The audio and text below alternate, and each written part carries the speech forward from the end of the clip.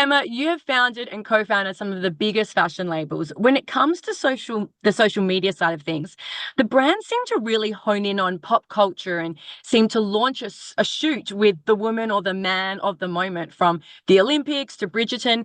How important is taking advantage of what's making headlines, what people are talking about at the water cooler?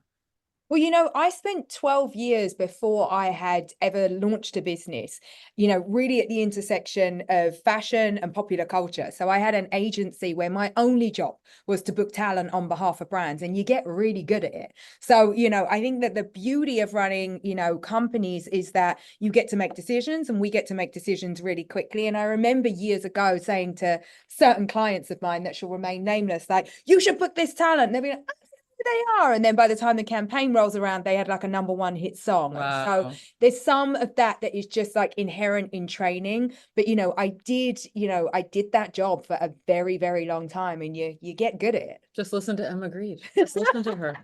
Well, the other thing is like we have a very big team, and I think listen to me, but also I've trained myself to listen to people in the business, right? Because it's like I'm not the youngest, coolest chick, it's like I don't watch every amazing show out there. I don't know who half of these YouTubers are, but it's like we've created the culture within our companies where there are a lot of people that are really, like immersed in it. Yeah, like really immersed in the culture. They really understand what's going on, and so I make sure that I'm like tapped into those people.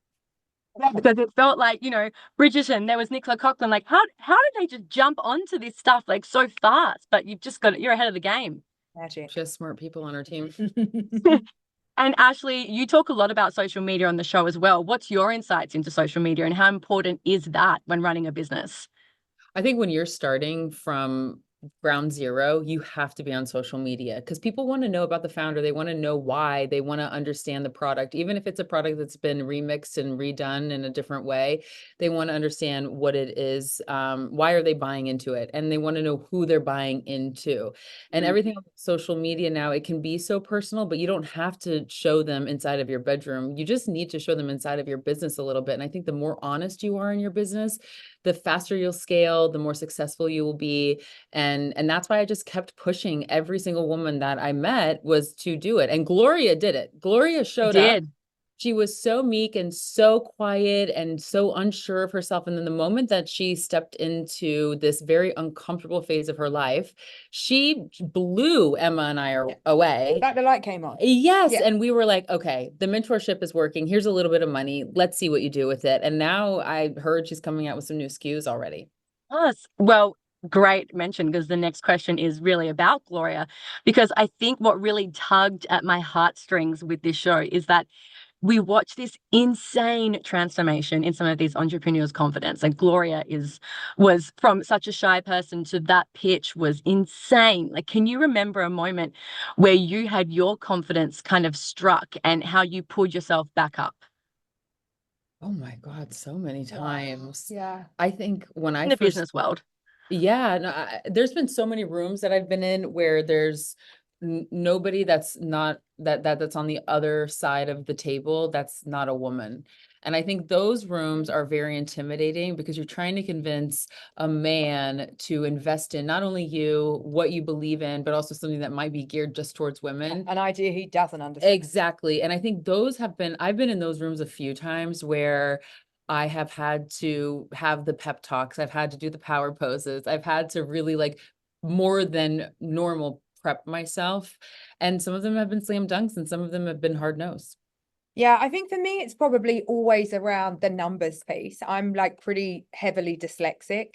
And so I've really had to train myself and learn to get better with the numbers. And I think in the beginning, before I could surround myself with the right people, it was actually like training, like here are things that I'm not good at and this is what I need to understand. And so again, it's kind of leaning into this idea of like what makes you uncomfortable, and I think anyone can do that. That's just about like where is your mindset? Are you the type of person that's like I have a fixed mindset, I'm bad at something, it's never going to get better, or are you somebody that actually has a growth mindset, which most entrepreneurs do? And I think we saw that with so many of the women on the show, they were like, you know what, I'm going to learn this. I'm going to get better at it. No, I'm poor at social media, but I can try. And so with the right, with the right mentorship, and I think with the right mindset, you can do extraordinary things. But you saw quickly the ones that didn't want to listen. Oh, those two. Yeah. Oh, yeah.